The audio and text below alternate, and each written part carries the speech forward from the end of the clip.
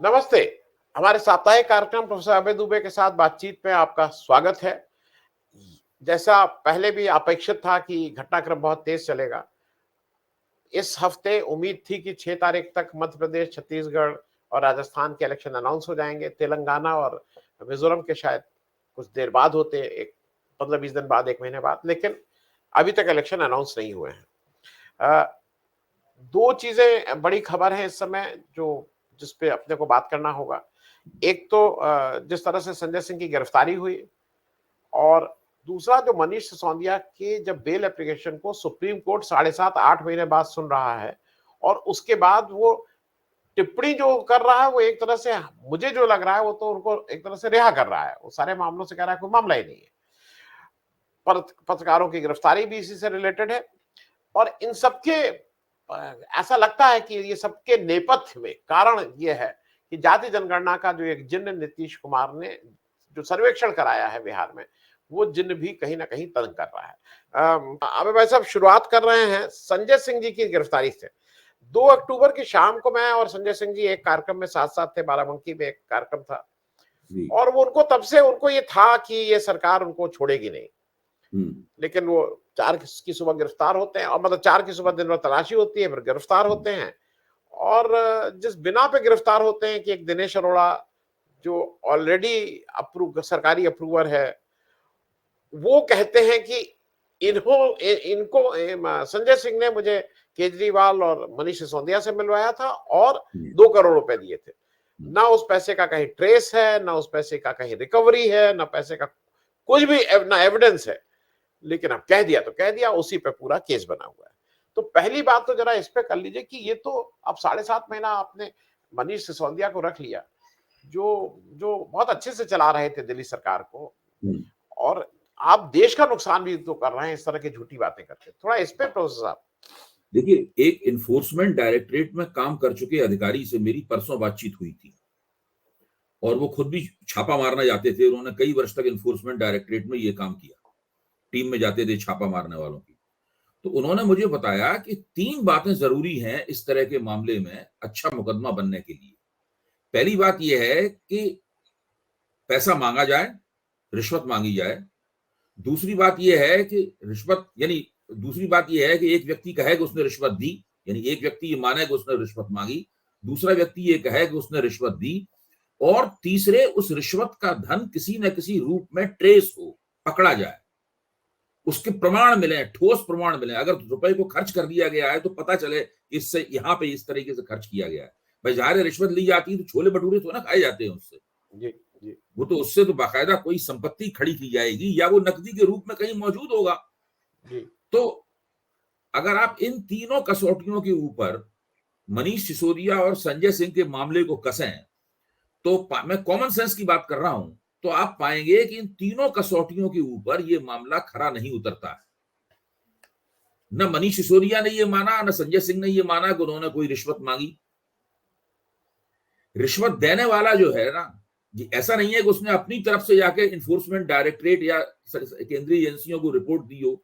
सीधी बात यह है कि उनको मारा पीटा गया है, उनको वायदा माफ गवाह बनाया गया है, इसको एक बार गिरफ्तार करके छोड़ा गया है, तो उसी नरेश अरोड़ा को दोबारा गिरफ्तार किया गया है, और उनसे दिलवाए गए जबरदस्ती जो बयान उनसे निचोड़ा गया है, उस बयान के आधार पर ये मुकदमे बनाए जाते हैं और गिरफ्तारियां की गई हैं। और सबसे तीसरा और सबसे महत्वपूर्ण मसला यह है कि जिस रकम की चर्चा हो रही है, यानी जिस रकम का रिश्वत में एनफोर्समेंट डायरेक्टरेट के मुताबिक आदान प्रदान हुआ है, वो रकम कहीं है ही नहीं, उसका कोई भी प्रमाण उपलब्ध नहीं है, उसके बारे में एक चिट भी मौजूद नहीं है, एक कोई इंदराज यानी कोई एक कलम जो खाते में दिखाई पड़ रही हो वो मौजूद नहीं है, उससे किसी किस्म की कोई संपत्ति भी नहीं खरीदी गई। उसके बारे में केवल ये कह दिया गया है कि ये पार्टी के काम आई है, पार्टी ने इसका इस्तेमाल कर लिया है। दूसरा एक संदिग्ध तर्क ये दिया रहा है कि मनीष सिसोदिया इस रकम को इनडायरेक्टली इस्तेमाल करते थे, इनडायरेक्टली डील करते थे, ये बातें कही गई हैं। जाहिर है कि कोई भी अदालत जो जरा भी निष्पक्ष होगी वो इस तरह की बातों का संज्ञान लेगी और ये कहेगी कि भाई आपका केस तो बहुत कमजोर है। इसीलिए 8 महीने बाद जब मनीष सिसोदिया की जमानत पर सुप्रीम कोर्ट ने सुनवाई शुरू की, तो उसने प्रवर्तन निदेशालय से पूछा कि आप तो कोई प्रमाण ही नहीं दे रहे हैं, केवल एक वायदा माफ गवाह, एक अप्रूवर के बयान के इर्द गिर्द आप पूरा केस आपने बनाया है, आपके पास प्रमाण तो है ही नहीं। सुप्रीम कोर्ट भी उन्हीं 3 मानकों की तरफ इशारा कर रहा है जो मेरे उस मित्र ने मुझे बताए। तो ना तो वो मनीष सिसोदिया के खिलाफ कोई मानक उपलब्ध है, कोई सबूत उपलब्ध है, और संजय सिंह के खिलाफ तो और भी उपलब्ध नहीं है, कुछ भी नहीं है। संजय सिंह का मामला तो और भी कमजोर है। तो अब अच्छा, अब इसके बाद एक और बात होती है, एक बार जब किसी की गिरफ्तारी हो जाती है, आप एमपीएलए में गिरफ्तार कर लें, यूएपीए में गिरफ्तार कर लें, ऐसे ऐसे भीषण और भयानक किस्म के कानूनों के तहत जब गिरफ्तारियां होती हैं तो निचली अदालतें तो वैसे ही डर जाती हैं, वो किसी किस्म की कोई जमानत राहत देती नहीं है। हाई कोर्ट तक कोई राहत नहीं मिलती है,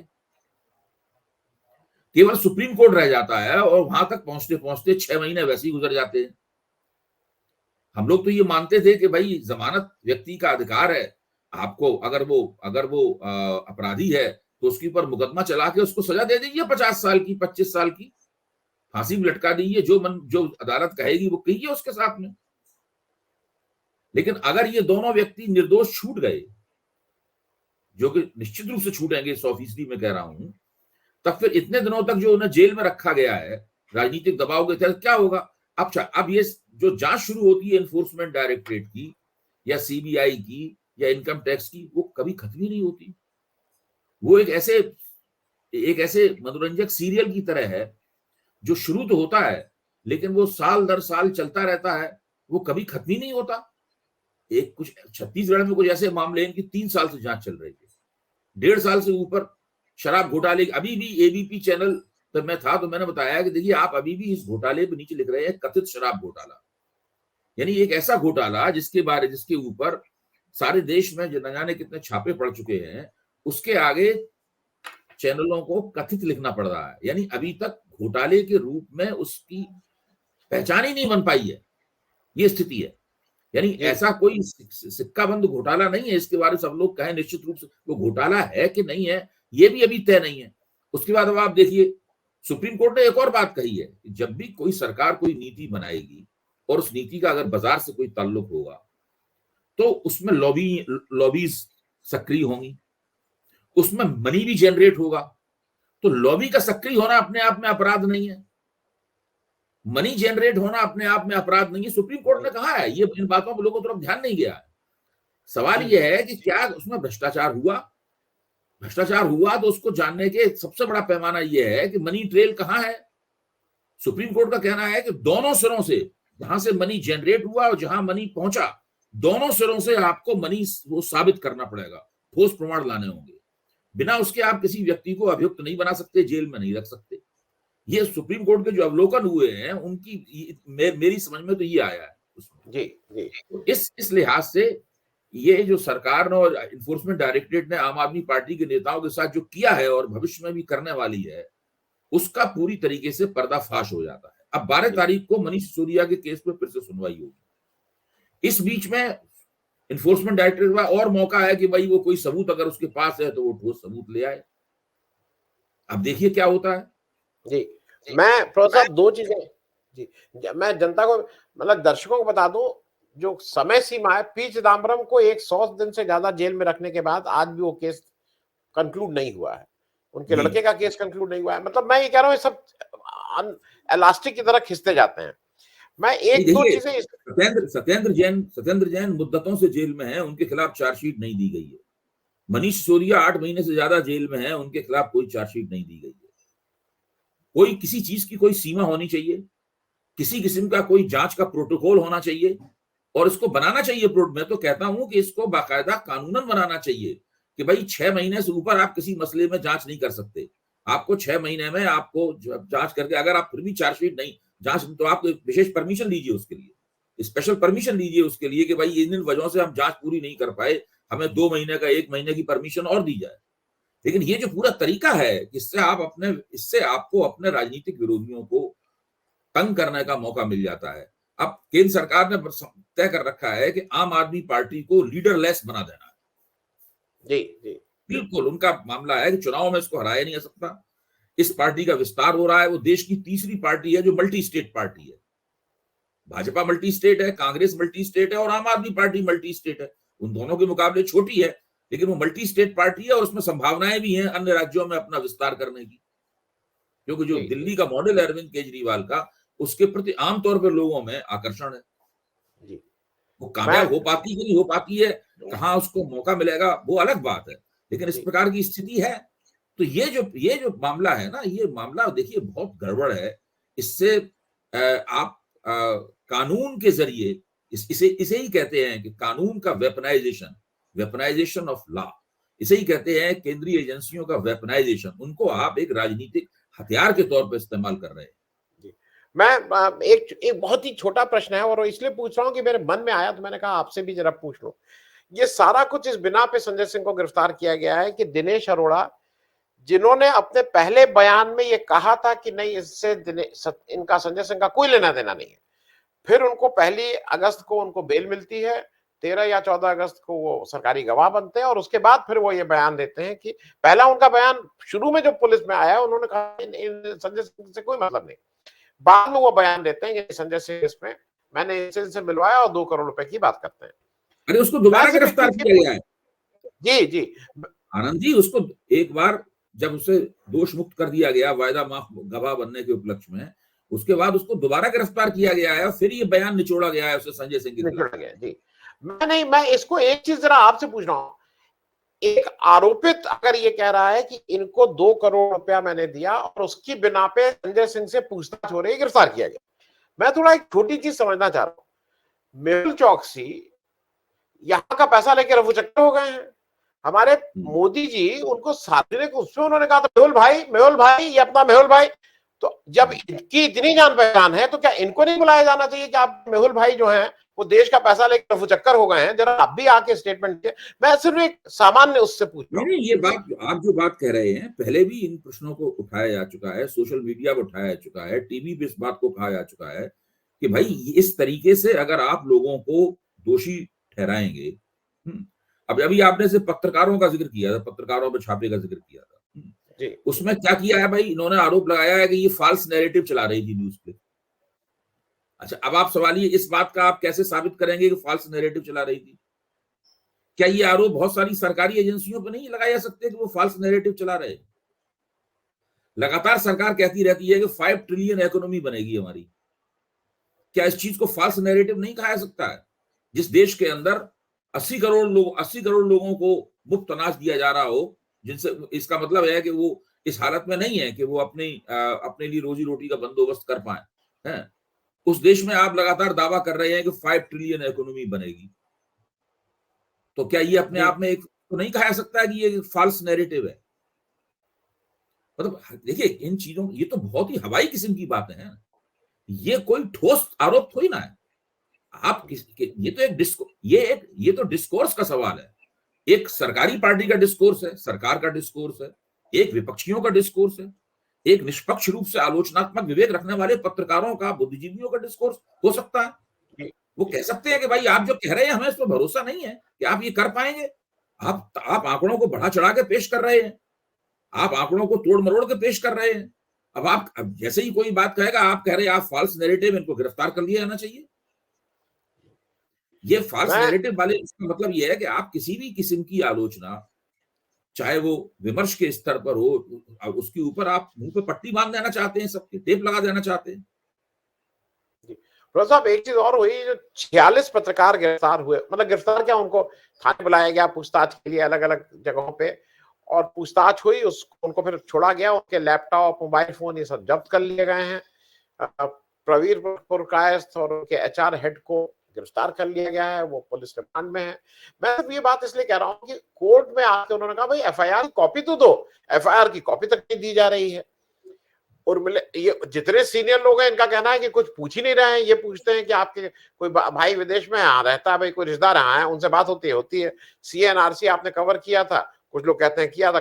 भाई जो आरोप लगाए जा रहे हैं उसमें कुछ आरोप में तो मैं सार्वजनिक रूप से कह रहा हूं, हम में से बहुत से लोग उसमें वो कह रहे हैं कि फार्मर्स एसोसिएशन को आपने वो दिया। अरे भाई फार्मर्स एसोसिएशन को सार्वजनिक रूप से मैं कह रहा हूं कि मैं भी उसके पक्ष में था कि भाई एक किसानों की जायज बात है और उनके साथ सरकार को बात करनी चाहिए। मैं बिल्कुल इस पक्ष में 20 लेख लिखे हैं, 50 बार मैं उसके पक्ष में बोला हूं और आज भी लोग लिख रहा हूं, बोल रहा हूं और आगे भी लिखता बोल। फार्मर्स आंदोलन को सपोर्ट करना, किसान आंदोलन को सपोर्ट करना कहाँ का अपराध है? हाँ, ये तो कोई बात ही नहीं रही। मतलब ये वो सीधे बात कहते हैं। देखिए, ये डरा धमकाकर, विचारधारात्मक प्रभाव बढ़ाकर, लगातार बार बार चुनाव जीतकर और अपना सिक्का उस जमाकर पूरी कोशिश ये है कि लोगों को ताबेदार बनाया जाए, लोगों को आज्ञापालक बनाया जाए। पूरी कोशिश इस बात की है। जो लोग आज्ञापालक बनने से इनकार करते हैं उनके खिलाफ कानूनी कार्रवाई, गढ़ी गई कानूनी कार्रवाइयां हो रही हैं। अब देखिए, जो उर्मिलेश हैं, भाषा सिंह हैं, जो अपने साथी और मित्र हैं, इन लोगों से कहा गया है कि आपके खिलाफ एफआईआर है, लेकिन एफआईआर में क्या है हम आपको बताएंगे नहीं, ना हम एफआईआर की कॉपी देंगे। और ये कह के और आप भेज दिया गया, मुंह पे ताला लगा, मुंह पे ताला लगा के चुपचाप बैठिए, पता नहीं उस एफआईआर में से कौन सा जिन्न प्रकट होगा। जी, दिनेश अरोड़ा वाले केस में भी है कि दिनेश अरोड़ा ने संजय सिंह और 2 और प्रभावशाली नेताओं के नाम लिए। अब वो 2 ब्लैंक हैं, वो जिसका मन आएगा उसका मन आएगा वो नाम उसमें लिख दिया जाएगा, वो नाम करके उसको अंदर कर देंगे। खैर, मैं एक चीज और था, ये सारा जो वो है, कुछ लोगों की का बिल्कुल ठीक से मानना है कि इसका एक मूल कारण 2 अक्टूबर को नीतीश कुमार जी ने अपने जाति सर्वेक्षण के जो डेटा, उनका डिटेल डेटा है, वो 9 चरणों में किया है। उस पे उन्होंने एजुकेशन की, हेल्थ की, बहुत से और चीज किए हैं, लेकिन उन्होंने अभी प्राइमरी डेटा रिलीज किया है जिसमें 63% बैकवर्ड हैं, 20-21% शेड्यूल कास्ट शेड्यूल ट्राइब हैं, और फिर अपर कास्ट का उन्होंने बिहार का सर्वेक्षण रिलीज किया है। और इसको लेके जितनी विपक्षी पार्टियां हैं सब ये हैं कि भाई हम लोग इसका होना चाहिए जात, क्योंकि ये वो अब उसके सबके अपने लॉजिक है, समाजवादियों का पुराना लॉजिक है, और इससे मोदी जी कहीं भाग रहे हैं। बार बार मोदी जी का ये कहना है कि भाई हम तो गरीबों की वो हैं, साथ हैं। मैं थोड़ा इस जाति सर्वेक्षण और जाति जनगणना की जो डिमांड हो रही है उस पर भी समझना चाहता हूँ आपसे। देखिए, 2 बातें मैं कहूंगा। पहली बात तो यह है कि किसी भी किस्म की मीडिया ट्रिकबाजी करके आप जाति जनगणना के राजनीतिक महत्व और उसके प्रभाव को शून्य नहीं कर सकते। कोई किसी किस्म का स्पिन देकर आप चाहें तो हो सकता है थोड़े दिनों के लिए वो हेडलाइन से बाहर हो जाए, लेकिन उससे उसका असर, राजनीतिक असर कम नहीं होगा। पहली बात तो ये है, क्योंकि वो गेम चेंजर है मेरी निगाह में।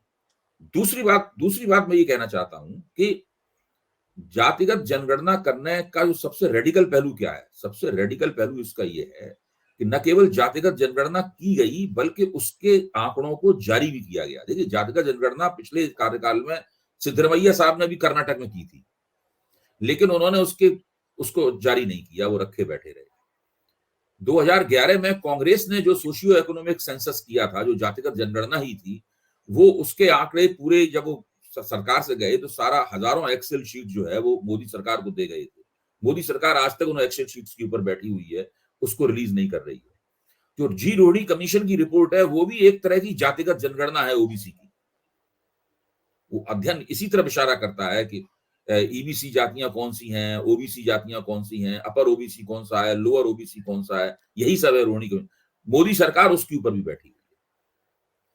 मोदी सरकार ये चाहती है कि जातिगत जनगणना का कोई भी आंकड़ा सामने निकल कर ना आए, केवल सरकार के पास रहे। सरकार उन आंकड़ों के हिसाब से अपनी राजनीतिक पेशबंदी करते रहे। रोहिणी कमीशन की रिपोर्ट के आंकड़े के आधार पर सरकार मोदी जी ने विश्वकर्मा योजना लॉन्च कर दी, लेकिन उसके आंकड़े नहीं बता रहे हैं लोगों को, क्यों? आंकड़े बताएंगे तो पूरे समाज पर उसका असर पड़ेगा और वो होगा। तो ये असल में आरएसएस की थीसिस ये है, राष्ट्रीय स्वयंसेवक संघ की थीसिस ये है कि जब जातियों की चेतना तीखी होती है तो हिंदू एकता करने में दिक्कत आती है। जातियों की चेतना जैसे धुंधली होती है, मोथरी होती है, वैसे हिंदू एकता करने का रास्ता साफ होता है। इसीलिए चाहे कांग्रेस ने कराया हो अध्ययन, चाहे विपक्षी सरकारों ने अध्ययन कराया हो, चाहे मोदी सरकार ने खुद कराया हो, वो उसके आंकड़े जारी नहीं करते।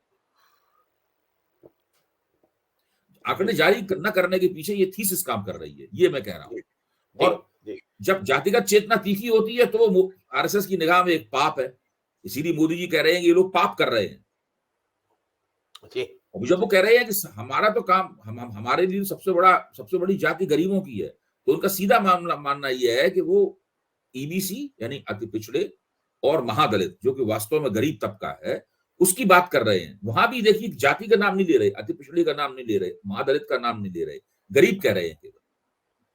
ये गरीब की जो जेनरिक कैटेगरी है, उस जेनरिक कैटेगरी में डाल दिया गया है इन लोगों को, उनकी जो ताकि उनकी जातिगत चेतना उससे मुखर ना हो। अभी तक होता क्या था कि अति पिछड़ों को और महादलितों को केवल बीजेपी ही मोटे तौर पे उनकी लामबंदी करती थी, उनकी राजनीतिक लामबंदी केवल भाजपा ही करती थी।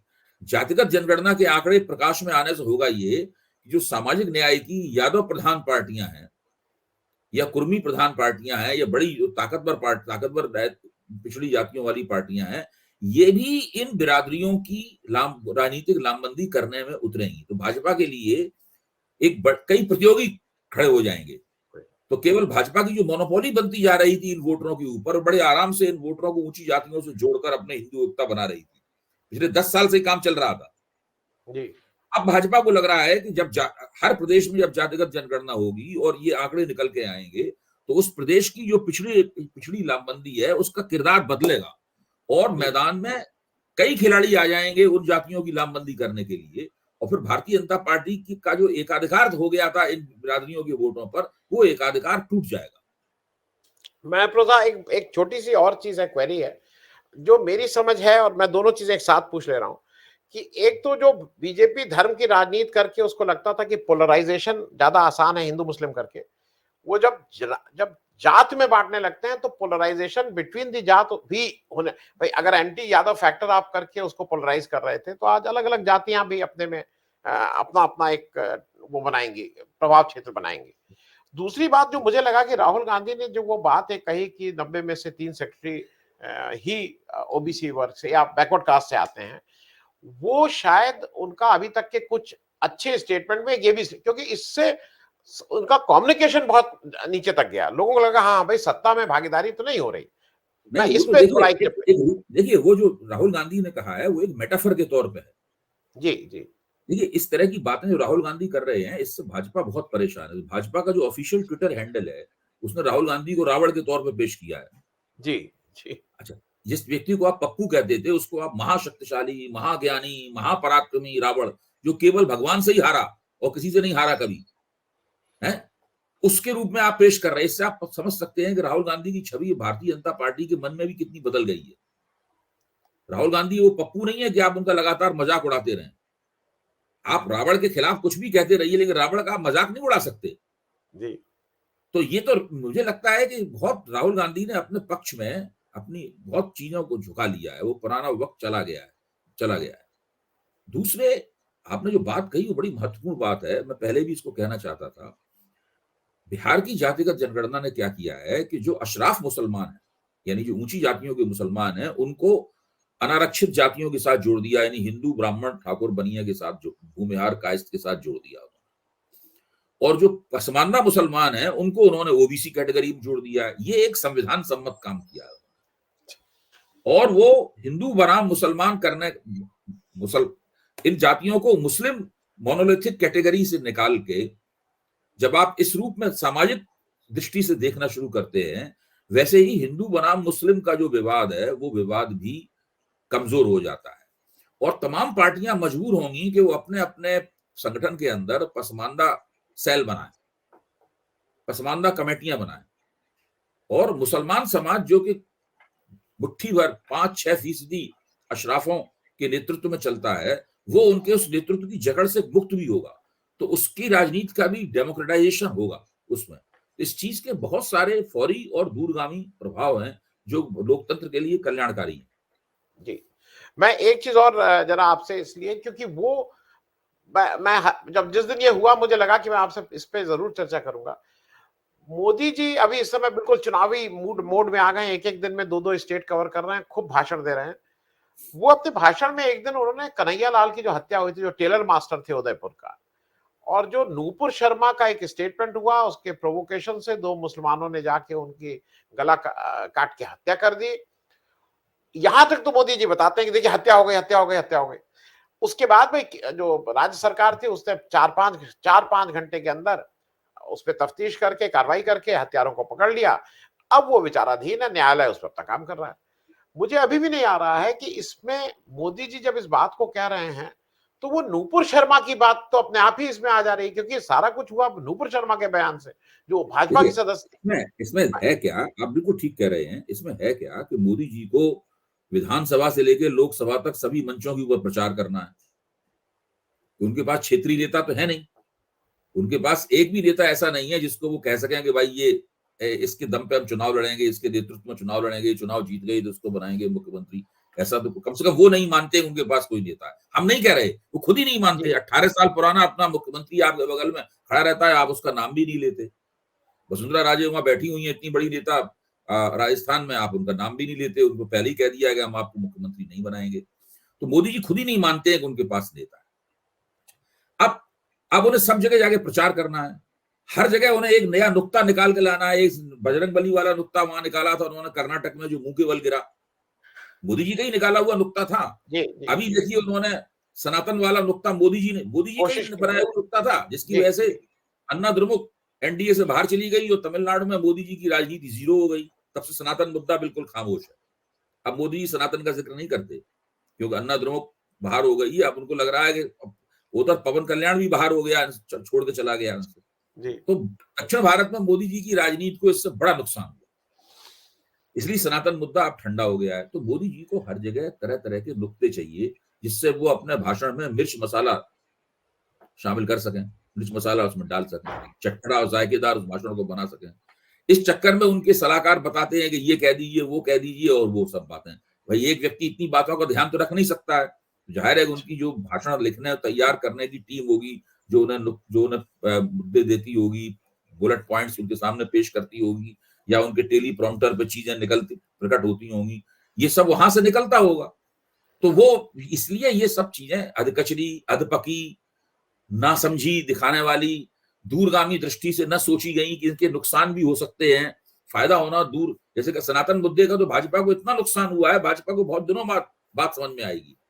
इसी तरह का नुकसान भाजपा को उस अपनी साजिश का हुआ है जो उन्होंने नीतीश कुमार के खिलाफ की। जब नीतीश कुमार मुख्यमंत्री थे एनडीए के, तब भाजपा ने कोशिश की इनको सत्ता से हटा दिया जाए, और केंद्रीय आला कमान भी उसको हवा देता रहा। नीतीश कुमार अलग हो गए एनडीए से, उस झटके से आज तक भाजपा बिहार में उभरी नहीं है। और नीतीश कुमार ने राष्ट्रीय नुकसान भी पहुंचाया है। उन्होंने विपक्षी एकता बनाने में महत्वपूर्ण योगदान किया है। अब जातिगत जनगणना कर दी है। एक के बाद एक 3 झटके दिए नीतीश कुमार ने भाजपा को, जिससे भाजपा का जो रणनीतिक मानस है वो डगमगा गया है। जी प्रोफेसर साहब, मैं चलते चलते एक बहुत छोटी टिप्पणी, एक जगह और बहुत ऐसा हुआ है जिससे देश का नुकसान हो रहा है, ये मेरा मानना है। अफगानिस्तान ने अपनी एम्बेसी यहाँ पे बंद कर दी और वो वापस चला गया, और उसके मैं डिटेल में नहीं जा रहा हूं। उसने कहा कि भाई यहाँ भारत से उसको क्या क्या दिक्कत थी। चीन ने पिछले 1 वर्ष से उनका फुल टाइम एम्बेसडर इंडिया में नहीं है। ये सन 76 में के आर नारायणन से जब रिस्टोर हुआ थे हमारे डिप्लोमेटिक, ये पहली बार हो रहा है कि कोई नहीं है। चीन का परमानेंट एम्बेसडर पाकिस्तान में है, नेपाल में है, बांग्लादेश, हमारे यहाँ सीडीए है। तीसरा, अब अमेरिका भी जो है वो पाकिस्तान में उसका एम्बेसडर पाक ऑक्युपाइड कश्मीर में जाता है और उसको अब वो आजाद कश्मीर बोलता है, अब वो पाक एडमिनिस्ट्रेटेड कश्मीर नहीं बोलता है। और उनके जो हमारे यहाँ एम्बेसडर हैं गारसेटी साहब, वो भी कहते हैं कि इसमें गलती क्या है। जब हम लोग प्रोटेस्ट करते हैं उन्होंने कोई गलती नहीं है, वो आजाद कश्मीर है, हम भी तो आपके कश्मीर गए थे G20 में। मैं इन 3 जो विदेशी नीति पे जो हमारी अजीब, अच्छा, और मालदीव में, माफ कीजिएगा, मालदीव में जो वहां जीत के आता है वो कहता है कि भाई इनको बाहर करो हिंदुस्तान की फौज को। मैं इन तीनों पे एक बहुत संक्षिप्त टिप्पणी, हमारी विदेश नीति, ये कुछ कहते रहे। विदेश नीति के मसले पर इस सरकार की पोल काफी पहले खुल चुकी है। वो तो मीडिया मैनेजमेंट और हेडलाइन मैनेजमेंट की वजह से ये बातें बची हुई है। चीन के मसले पे इनकी पोल खुल चुकी है। चीन के मसले पर भारत सरकार का पक्ष बहुत ही कमजोर है। अपने किसी पड़ोसी के साथ भारत के अच्छे संबंध नहीं है। नेपाल के साथ भारत के अच्छे संबंध नहीं है, श्रीलंका के साथ भारत के अच्छे संबंध नहीं है, किसी पड़ोसी के साथ भारत के अच्छे संबंध नहीं है। चीन के साथ तो चीन की गड़बड़ी है जो डोकलाम में, सिक्किम में, अरुणाचल प्रदेश में जो करती। अभी देखिए चीन ने क्या किया। चीन ने जो एशियाई गेम्स में अरुणाचल प्रदेश के 2 जो खिलाड़ी थे, वुशु के थे, उनको एक्रेडिटेशन नहीं दिया। हाँ, जब वो अपना पहले तो वो एक्रेडिटेशन दे दिया। जब वो एक्रेडिटेशन को डाउनलोड करने लगे तो चीन ने उसको ब्लॉक कर दिया। तो चीन का कुल मिला के मानना ये था कि ये तो हमारे इस टीम में होना चाहिए था, आपकी टीम में कैसे आ गए? अरुणाचल तो हमारे देश का हिस्सा है। और अनुराग ठाकुर केवल एक वैसा गुस्सा शुतुरमुर्ग किस्म का गुस्सा जाहिर करके रह गए कि जब आंधी आती है तो वो अपना सिर रेत में दबा लेता है, तो उन्होंने कहा मैं जाऊंगा ही नहीं वहां पर। तो ये इस प्रकार की, देखिए कई मसलों के ऊपर इन लोगों की विदेश नीति बहुत ही कमजोर है। और कनाडा के मसले पे उन्होंने जो व्यवहार किया है, कनाडा ने जो व्यवहार किया है वो तो ठीक है, उसकी निंदा करनी चाहिए, लेकिन आप कनाडा की अगर आप पाकिस्तान से तुलना करेंगे तो आपके ही जो जिनसे आपके अच्छे संबंध हैं वो देश कनाडा का साथ देंगे, वो आपका साथ थोड़ा देंगे। मतलब अमेरिका कनाडा के साथ रहेगा, ब्रिटेन कनाडा के साथ रहेगा, फ्रांस कनाडा के साथ रहेगा, हालैंड कनाडा के साथ रहेगा, वो भारत का साथ थोड़ा देगा। वो तो उन लोगों की पुरानी गुटबंदी है। ये तो अमीर देश हैं, हमेशा से एक साथ रहते हैं और आगे भी एक साथ रहेंगे। भारत को तो कोशिश करके वहां पे घुसपैठ करनी है अमीरों की उस दुनिया में। भारत तो अभी आर्थिक दृष्टि से इतना संपन्न भी नहीं है कि उसको अमीर कैटेगरी में गिना जाए और उन लोगों के साथ स्वाभाविक रूप से वो जुड़ जाए। तो जो विदेश जिसको कहते नहीं कि ये स्लोली अनरेवल हो रहा है, अंग्रेजी में धीरे धीरे करके अनरेवल हो रहा है। बहुत हेडलाइन मैनेजमेंट करके भी इसको बहुत दिनों तक रोका नहीं जा सकता है।